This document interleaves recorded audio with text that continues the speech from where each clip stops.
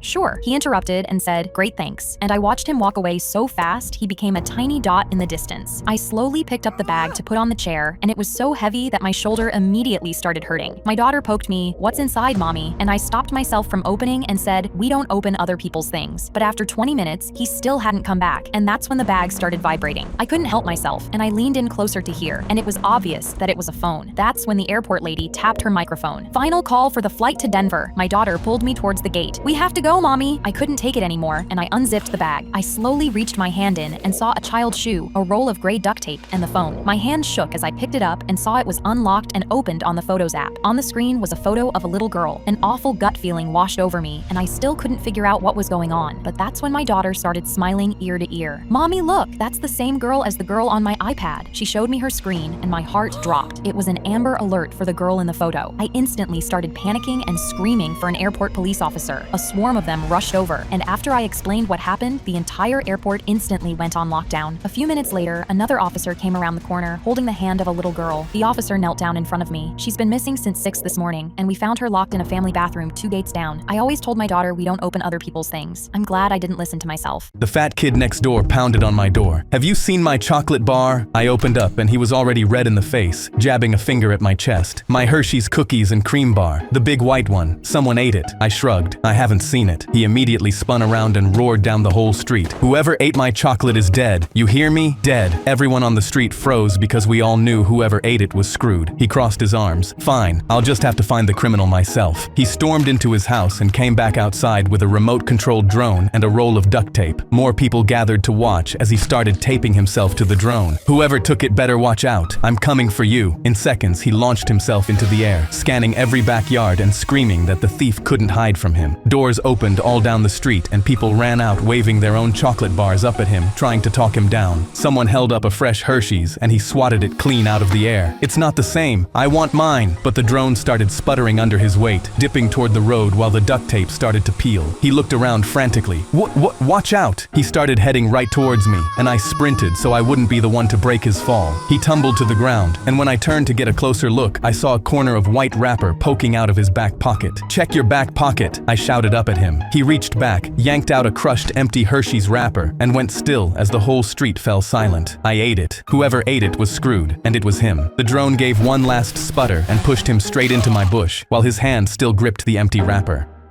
My dad put $20 on my table every time I studied for an exam and told me to use it for a Snickers and a Red Bull. He swore that back in college he only passed exams if he had Snickers and a Red Bull beforehand and failed if he didn't. I laughed and just pocketed the money. But when I got into medical school and failed my first 3 exams, he put $20 on my table and I thought, screw it. 30 minutes before my next exam, I FaceTimed him with a Red Bull and Snickers. He genuinely pumped his fists. And 4 days later, when my professor handed my paper back and my jaw dropped, 93, I immediately called him and shouted, it worked. But when he picked me up that afternoon to go celebrate, I suddenly got extremely dizzy. Dad, I don't feel so good. But when I looked over, he was also swaying behind the wheel. My vision blurred and I blacked out. I woke up in a hospital bed, with my dad also in a bed next to me. I was about to ask why we were here when a doctor wrapped a sleeve around both our arms. You two have genetically low blood pressure. I recommend constantly having sugar, or else your brain won't be able to stay alert. I looked at her, and suddenly it clicked. Dad, I know why we passed the exams. All the caffeine and sugar from the Snickers and Red Bull raised our blood pressure to normal levels so we could concentrate better. It was never the Snickers and Red Bull. Dad looked at me for a long time. Nah, it's still the Snickers and Red Bull. I was up to my elbows in a tank of old kitchen grease when my boss leaned out the back door and told me my bucket was too small, then walked back inside without helping me. A line cook stood by the dumpster, smoking, watching me wrestle the bucket. First day? He asked. Yeah, I said, not slowing down. You'll quit by the end of the month. They all do. I shook my head and kept scooping, faster than before. I couldn't quit. Last fall, my mom sat at the kitchen table holding my hospital bill, telling herself she'd figure it out before she got up and pawned the necklace her own mother had given her. I had 11 weeks until her birthday to buy it back. Pete paid me $8 an hour and gave me the shifts nobody else wanted. The necklace sat in the glass case at Sully's pawn with a price tag of $420, and on $8 an hour, that was a mountain. Every night, I stuffed my work shirt in a garbage bag in the garage so my mom wouldn't smell the grease on me. One morning in July, she found the bag while she was looking for a flashlight. I came downstairs and saw her crouched over it with the corner of my Pete's shirt sticking out. What is this? She asked. Old shoes. She turned the shirt over in her hands, then met my eyes. Okay, she said, and let the bag drop and walked into the kitchen. That afternoon, I paid another $60 toward the necklace. How much you got now? Sully asked. $290. He wrote it down, then nodded at the case. Heads up, a guy's come in twice asking about that one. I can't hold it forever. My stomach dropped. After that, I took every shift Pete would give me. By mid-August, I had $390, still 30 short. And when I walked in that morning, Sully wasn't smiling. He's coming back Saturday with cash. If you're not here first, it's his. I worked a double shift on Friday, cleared tables until midnight, and counted out $52 in tips under the parking lot light. I was waiting on the curb when Sully unlocked the door Saturday morning. The whole $420 in a Ziploc bag. He counted it twice. It's yours. Her birthday came 2 days later, and I wrapped the velvet box in tissue paper and set it on her plate before she came down for breakfast. She picked it up, smiled, and started peeling the tissue away. When she saw the box, she went still. Honey, she said, and opened it. The necklace was inside, right where it had been a year ago. Her hand went up to her mouth. Where did you? I saw you go into Sully's last fall, I told her. I got a job at Pete's. Sully says hi. She came around the table and pulled me out of my chair. A year ago, she sat at that same table and figured it out alone. This time, she didn't have to. I had just unbuckled my daughter, Rosie, from her car seat when a woman marched up and pointed her finger at the handicap parking sign. People like you are why actual disabled people can never find parking. I pointed to the placard hanging from my mirror. I'm allowed to park here. My daughter has autism, and parking close gives me a few extra seconds if she bolts. The woman looked past me at Rosie, standing beside the open car door. She looks perfectly fine to me. I grabbed Rosie's hand just as a shopping cart rattled loose from the return and rolled across the lane. Rosie's head snapped toward it, and I squeezed her hand tighter while she twisted to get free. Eyes locked on the cart. The woman stepped closer, blocking the space between us and the store. Then park somewhere else. I pulled Rosie against my hip. Please. The woman lowered her voice. Don't use your kid to get out of this. Rosie yanked her hand out of mine and ran after the cart right as an SUV's reverse lights flashed. Rosie, stop, I screamed, but she kept running. I sprinted after her and caught the back of her shirt right before she crossed behind the bumper. The SUV jerked to a stop so close the brakes squealed. Rosie fought against my arms, still reaching for the cart, while I held her against my chest and tried to breathe. When I turned around, the woman was standing by my bumper with her hand over her mouth. I lifted Rosie against my hip and walked past her. She looks fine, I said, until she's not. My older sister held a bread knife out towards me and said, make me a sandwich. I shook my head and told her I didn't know how to use a knife, and suddenly her eyes went wild as she raised it over her head. You're making me that sandwich. She ran towards me with the knife, and my jaw dropped as I turned and bolted towards my room. I locked my door while she was still screaming about mayonnaise, and I breathed a sigh of relief as I thought that was it. But then she punched the tip of the knife through the door and stuck her hand through. Open up. I just want to talk about the sandwich. She started carving the hole in the door wider while I pressed my knees into my chest, crying because I was about to die over a sandwich. Her whole arm came through and she swung the knife trying to hit me, and that's when I said the words, with all the effort you're putting into killing me, you could have just made your own sandwich by now. Suddenly, her arm stopped mid-swing. The knife pulled out and her one eye appeared at the hole. Wait, you're right. I listened to her go downstairs. I stood up shaking and crept to the top of the staircase where I saw her at the counter, humming and calmly spreading butter onto a slice of bread with the same knife she'd used on my door. When Dad came home, I told him a raccoon destroyed my door. A teenager I had never seen before sprinted up to my car, yanked the back door open, and shoved a black duffel bag onto my seat. The thing landed with a heavy thud. Don't let anyone see it and don't open it. I'm seriously begging you. Before I could say a word, he was already running back toward the building. I sat there staring at a bag that sounded way too heavy to be books, left by a kid I couldn't name, with no explanation in the world. A security guard tapped on my window. I jumped. Everything all right, ma'am? I forced the fakest smile of my life, just waiting for my kid. He nodded, but didn't move. Mind if I ask what's in the back seat? My throat went dry. My son's gym bag, I said, and the words felt like they were choking me. He stared before finally walking away. The school doors burst open and two adults came storming out. A man in a coach's jacket scanned every car while a woman beside him pointed at different vehicles. I saw him with it, the coach said. He shoved it in a bag and ran. My fingers found the zipper. Drugs, cash, weapons. I yanked my hand back. I couldn't drive away without looking guilty, and I couldn't stay without getting caught. A second guard appeared, and the first pointed straight at my car. Both started walking toward me. The coach and the woman changed direction to follow. I reached back and grabbed the bag. The kid came sprinting back out with a teacher right behind him. She was smiling. "So sorry for the confusion," she said, as the whole crowd converged at once. The coach crossed his arms. "You better explain why you took the championship trophy out of the case." "Trophy?" She explained everything. The kid had knocked it off a shelf, broke the base, and was trying to get it secretly repaired before tomorrow's big game. I told him to hide it in a closet, not in a stranger's car. The guard started laughing. I had spent 40 minutes sitting on the school trophy, lying to security about it, while the entire campus treated my car like a crime scene. My son walked out right as I was standing there holding it. "Mom, what are you doing with the trophy? Everyone is looking for it." I wanted to dissolve into the asphalt. My 8-year-old daughter stuck her final landing, and my husband crushed my hand in the stands. She's got what I never had. Emily won the level 4 state championship that day, and David carried her around the gym with her medal bouncing against his chest while she laughed. I thought he was proud of her. I didn't understand he'd just made her responsible for the life he wished he'd had. After that, David came to every practice with his phone raised, filming her routines from 3 angles, then propped it against the salt shaker at dinner and replayed every mistake while Emily pushed food around her plate. When her coach said she'd peaked, he found an elite academy 3 hours away, took a second job, and put a pull-up bar in her bedroom doorway so she could condition before school. One night, I found her sitting on the bathroom floor, crying because her shoulders hurt too badly to lift her arms. I reached for my phone, but she grabbed my wrist. "Don't tell Dad." When she broke her wrist on vault, our doctor put her in a cast for 8 weeks. 2 weeks later, David brought her home in a removable brace and said he'd found a specialist. Our doctor stared at the brace and said, "No legitimate physician cleared this." David had already entered her in a competition that weekend. I told David I was taking our son to soccer and Emily was staying home to rest. He nodded, but when I came back, the house was empty. I found his car outside the competition venue and ran in as they called her name. Emily stood in the corner of the mat in her red leotard, rolling her wrist in tiny circles, while David filmed from the front row. She saluted, ran into her back handspring series, and the second her injured hand hit the floor, her wrist folded. The crack silenced the whole gym. I reached her first and held her against me while she screamed, but David's voice stayed calm behind us. "You know, track might be better for her. No wrist involvement." That was when I understood he hadn't been building her future. He'd been using her to rebuild his. I lifted Emily off the mat and carried her past him, and for the first time, David lowered the camera. My mom shoved her waffle across the table at me one morning and said, "I just don't think it's fair. We need to fatten you up." It started with bigger portions and unwanted second helpings. Then she cleared the house and replaced everything with frozen fried food and snacks. A few weeks later, she slid a pamphlet across the table. "I made you an appointment with a weight gain nutritionist. You need to be at a healthy weight." I weighed 132 pounds. I wasn't about to let her control my body, so I started faking it. I stuffed a tank top with padding and wore it under everything. Mom measured my waist, wrote the number down, and smiled like she'd won something. She kept a food journal and read my fake entries out loud like lottery numbers. 3 slices of pizza, a milkshake, fries, and a soda. "I'm so proud of you." Then she'd lean back and say, "See, this is all you had to do." I kept eating normally and fed the extras to the dog. Then she started posing us for photos together. "Soon I'll be smaller than you." And then she announced a family dinner to celebrate my progress. Every aunt, uncle, and cousin. I put the padding on under a sundress and told myself I just had to get through one night. My aunt pulled me into a hug and I felt the padding shift. Something dropped. My cousin grabbed my arm. "What is that?" The whole family was staring at the padding on the floor. Mom's face moved through confusion, then understanding, then rage. I reached down to grab it. Then my grandma looked my mom up and down and said, "Honey, have you gained weight?" Mom's mouth went tight. She didn't answer. I put the padding down, picked up my fork, and started eating.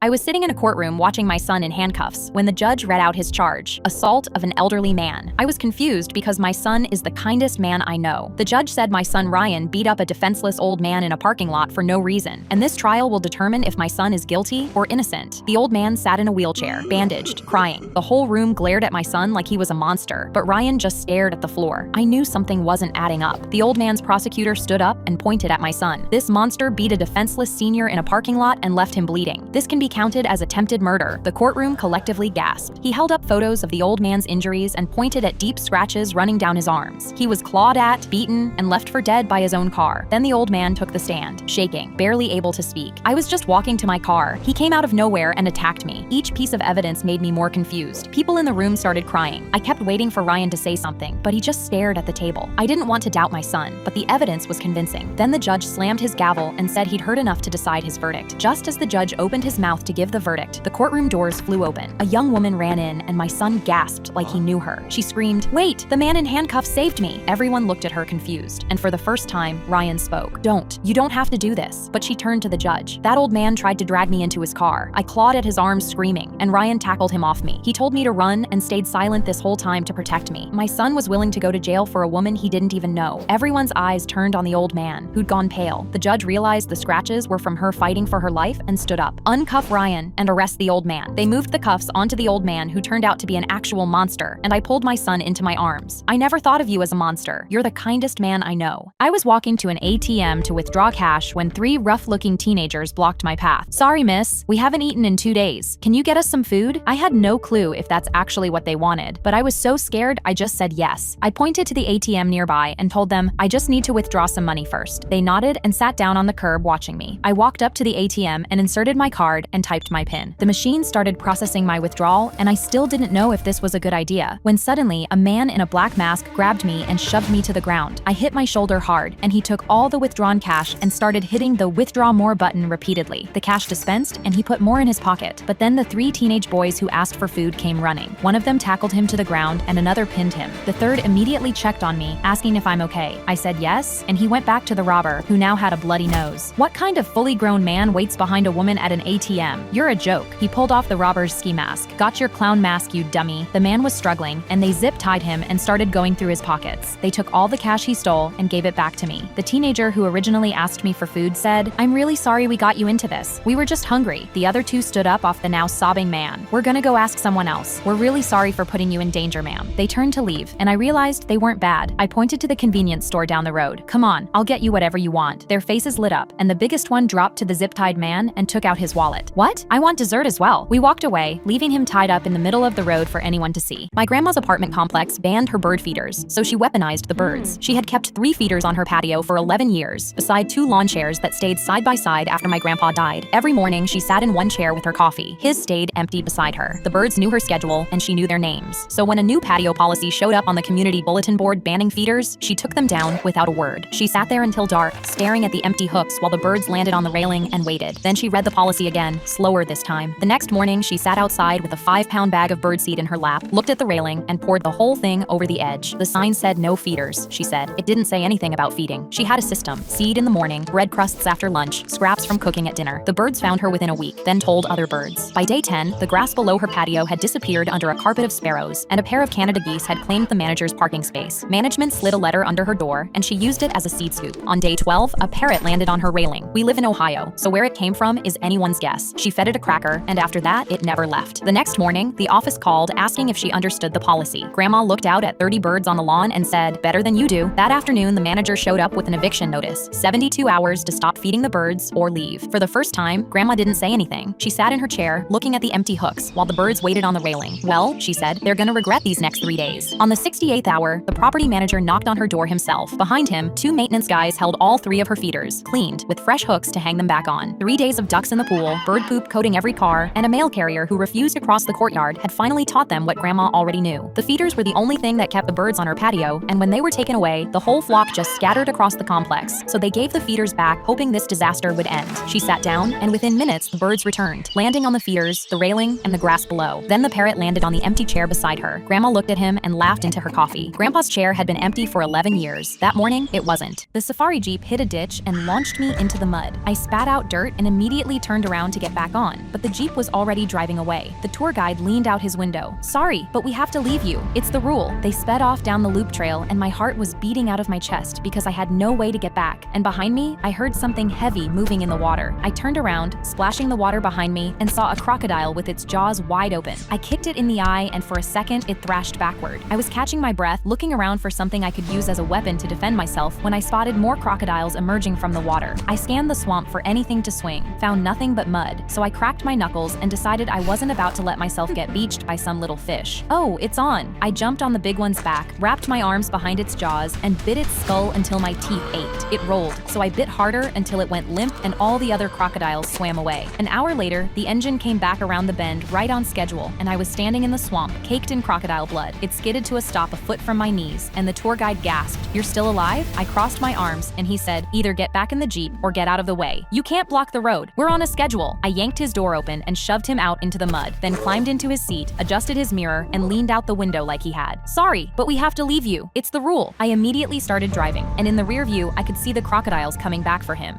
My stepsister stood up at our mom's birthday dinner, raised her glass, and said, "Here's to people who don't stab their own sisters in the back." Every head at the table turned to look at me. I picked up my own water glass and held it loosely between my fingers. Our mom's face froze mid-smile, our dad's hand stopped reaching for his wine, and Zach, my stepsister's boyfriend, stared at the tablecloth like he wanted to disappear into it. Jackie kept her glass in the air, waiting for me to crack. I'd spent 2 weeks knocking on her bedroom door while she slammed it in my face, ever since she decided I was sleeping with the boyfriend who kept canceling on her. I raised my glass back at her. I'd never touched him, and I had every text to prove it. "You want to make a toast? Okay, let's make a toast." I set my glass down and pulled my phone out of my purse. "To the flowers he asked me about because they're your favorite. To the ring he asked me about because he didn't know if you wanted round or square. To the restaurant he asked me about because he wanted to take you back to your first date." Jackie didn't lower her glass. "You're really going to stand there and make up text messages at mom's birthday?" Our mom took the phone out of my hand and started scrolling through the messages. Jackie's glass came down slowly. Zach pushed his chair back and stood up with his own glass. "She's telling the truth." He pulled a small velvet box out of his jacket pocket and set it on the table next to his wine. "That's why I kept canceling on you. I was meeting her to plan it." Our dad lifted his glass too and looked straight at Jackie. "And you told the whole family she was sleeping with him." Jackie sat back down in her chair and put both hands over her mouth. Our mom slid the phone across the table to her so she could read the messages herself. Jackie read them and her shoulders started shaking. Zach didn't move toward her, didn't touch her shoulder, didn't say it was okay. He picked the velvet box up off the table, put it back in his pocket, and set his glass down full. "I need to think," he told her, and he walked out to the porch. Jackie looked at me across the centerpiece with her makeup running down her chin. I lifted my water glass one more time, this time toward her. "Here's to people who ask questions before they make toasts." I was walking out of the store when an old man on a red mobility scooter rolled up next to me and asked if he could carry my groceries. I told him no thanks and started walking home. I shifted my grocery bag to my other hand, slipped my wallet into my back pocket, and clenched my keys between my fingers like my mom taught me. When I glanced back half a block later, he was still rolling behind me with that little basket up front. I walked faster. The scooter matched my pace. I had no idea what this old man wanted from me, but it couldn't be good. I kept glancing back the whole walk home, and every time he was still there with the scooter humming behind me. I took my usual left turn, and he took the same left. A block later, I turned onto Walnut, and so did he, and my chest tightened. Who was this guy? Michael Myers? I was full-on speed walking now, looking back every few seconds, but I couldn't lose the hum of the scooter. Every true crime podcast I'd ever listened to started playing in my head. I dropped the grocery bag and sprinted. I cut through somebody's yard and looped around the block with my heart pounding. When I finally turned onto my street, he was already there at the far end with my front door halfway between us. I ran. I burst inside, slammed the door, locked it, and pressed my back against it. My hands were shaking so hard I couldn't steady them. Outside, the hum got louder until it stopped right in front of my apartment. 3 slow knocks. I crawled to the peephole and looked through it. The old man was holding something up in one hand. It took me a full 5 seconds to realize it was my wallet. I checked my back pocket. Empty. I slowly opened the door. "You dropped this in the parking lot," he said. "I tried to catch up, but these scooters don't go very fast." I took the wallet with both hands, too stunned to say anything except thank you. He nodded and started turning the scooter around, then paused. "You should be careful walking alone at night," he said. "Lots of weirdos out here." I ducked into the cafeteria of my new school, and a kid laughed and pointed, "Yo, check it out, an NBA player is here." I sighed and tried to ignore him while he made fun of me because it's not like I chose to be 6'5", but the entire cafeteria started laughing at me and banging on the tables. "LeBron, LeBron." I froze and hunched over, trying to make myself look as small as possible. All I wanted was to get through one day without being the thing people pointed at. When school ended, I was walking towards the sports hall when 3 kids wobbled towards me while walking on stilts. "Look," one of them said, grinning. "We look just like you." I blinked back the tears in my eyes and pretended not to care, and I walked in to try out for the girls' basketball team, the only place where being a 6'5" girl was actually useful. I started speaking to the coach, thinking that this would be my moment, but he took out a measuring tape and started measuring my height. "Honestly, you'd be better off on the boys' team." He pointed to the other side of the court, and I slowly walked over and gulped, not knowing what their reaction would be. Their tallest kid shoulder-checked me going past. "You sure you're in the right league, LeBrona?" They all keeled over laughing, and I went red and wanted to give up on myself. Their coach clapped me on the shoulder. "The game is next Friday. Usually I'd make a newbie do the training drills, but since you're the tallest one here, you'll be all right." I nodded like I knew what I was doing, but I'd never played a game against men before in my life. A week later, I jogged out to the court while the entire school watched. When I turned to the audience, I saw every single student had LeBron masks on. They all chanted and laughed, "LeBrona, LeBrona." I blocked out the sound and put on my game face. When the the game started, I bricked my first 3 shots. I kept catching myself hunching, folding down, taking up less room on the court, until I caught my reflection in the gym doors, all curled up and small. I was so tired of doing that. So I stopped, and for the first time ever, I stood up to my full height. Next possession, their big kid drove at me, and I swatted his shot out of the air. I grabbed the loose ball, took 2 dribbles, and went up right over him. The whole gym heard the rim shake. I hung there for a second. Below me was a sea of LeBron masks, all on their feet now, screaming my name. Go LeBrona, you're the GOAT! The same name that used to make me feel small was now making me feel unstoppable. Everyone was pointing at me, but for the first time, I wanted them to. I was sitting on a plane, working an undercover case against the man behind me. 10 years ago, he shot my mother in front of me, and I'd started a whole new career just for this. I clenched my fists as every cell in my body wanted to punch him, but I just calmly read my magazine. But then the flight attendant walked over to me. Sir, there was a problem with your ID when you boarded. My stomach dropped, because if the man behind me heard something was off, he might remember my face or realize what was happening. I handed my fake ID to the attendant, and he held it against my face. This doesn't really look like you. I'd grown my hair out for this mission, and behind me, the man who shot my mother stopped playing with his plastic switchblade. I realized he was listening in. The attendant read the name on my ID and checked his tablet. And your name isn't on my passenger list. Are you pretending to be someone you're not? My blood ran cold because he said it loudly, and I heard the seat behind me creak forward. Is everything okay? The man asked, and I felt his breath on my neck as the voice from my nightmares hit me. My fist crushed the bracelet Mom wore the night he killed her, and I wanted to choke him, but I just replied, all good, without turning around. The attendant looked at my ID one more time, then said, stay here. I'm getting the captain to see if you can stay on this plane. I knew if I got off this plane, I might never find this man again. So I immediately shot out of my chair. I took my badge out from under my shirt and quickly showed it to the attendant. I'm undercover, I whispered. That man behind me killed my mother. I've been working this case for 3 years, so walk away and say nothing. He went pale and immediately smiled. He handed my ID back and loudly announced, my mistake, sir. Everything is okay. I let out a breath and sat down, and the man even started playing with his plastic switchblade again. But then the attendant turned to me. Have a safe flight and good luck with the undercover mission, sir. My eyes went wide, and the attendant covered his mouth in horror as he realized what he'd said. The man behind me immediately got up and started sprinting off the plane. I lunged, but he was already out the door. I stared at the attendant who was frozen. It took me 26 months just to find him, and you just ruined everything. His switchblade laid open on the seat. I put my face against the store window and stared at the blue dress I'd been wanting for months, but my boyfriend grabbed my arm and pulled me towards our house. My sister's wedding was 3 weeks away, and I really wanted that new dress, but my boyfriend never let me buy anything over $15. That day, he went through my drawers looking for cash, and the second he left for the gym, I pulled the $300 out of my coat pocket. My heart pounded as I ran through the front door because I'd saved this money for months, but I only had 1 hour to buy that dress and hide it before my boyfriend came back from the gym, or he would find it and destroy it into pieces. I burst through the store doors, gasping with air, and pointed at the blue dress with the cash still in my fist. The store manager rang it up immediately. You are going to look amazing in this. With tax, that'll be $330. Yes, thank you. Wait, $330? Not $300? Yes, with tax. I went pale and my hands started sweating as I stared at the total in despair. 8 months of hiding money, but it still wasn't enough for one dress. I folded the bills back into my coat and was about to leave when my eyes stopped on the bracelet on my wrist. It was my mother's last gift before she passed away, but I knew time was running out. So I unclasped the bracelet and slid it across the counter. Can this cover the rest? The manager nodded slowly and handed me the dress with a sad smile. I ran home with the dress wrapped inside my coat and buried it at the bottom of my wardrobe. But when I turned around, my boyfriend was leaning in the doorway with his arms crossed. You didn't buy something behind my back, did you? My heart was slamming against my chest, but I made myself shrug. I just went for a walk. He stepped close enough that I could smell the gym on him. Don't spend money without asking me first. Okay, I'm sorry. He watched my face for a long moment before walking off, and my hands didn't stop shaking until the shower started running. The morning of the wedding, I hummed to myself as I lifted the coat out of the wardrobe, but when I unfolded it, long blue strips fell out instead. My hands shook as my eyes became watery. I dropped to my knees and picked up a piece, and it was my dress, cut into pieces by someone with a pair of scissors. My boyfriend stood in the doorway with a proud smile plastered on his face. I told you not to spend money without asking me first. I went to my sister's wedding in my work scrubs, and every time I wiped my face, I was reminded of the missing bracelet on my wrist. I walked outside while hard rain was pouring down when a man in a car stopped beside me. Sorry, ma'am, would you like a ride home? I see you have no jacket. He was smiling, and I hesitated because this is how horror movies start. But my only other option was to walk for an hour, so I opened the door and got in. He pressed the accelerator, and I clutched the pocket knife in my purse just in case I needed it. He tapped his fingers against the wheel like he was ready to do something. So, where do you live? I gave him a street 1 block from my real one, and he smiled. That's a nice area. Must make a killer living. Where do you work? I told him I'm a marketing director, and when we got to a red light, right?" He began looking at my face like he was studying me. "Tell me about your father." I froze in place, my heart beating because his stare was so intense.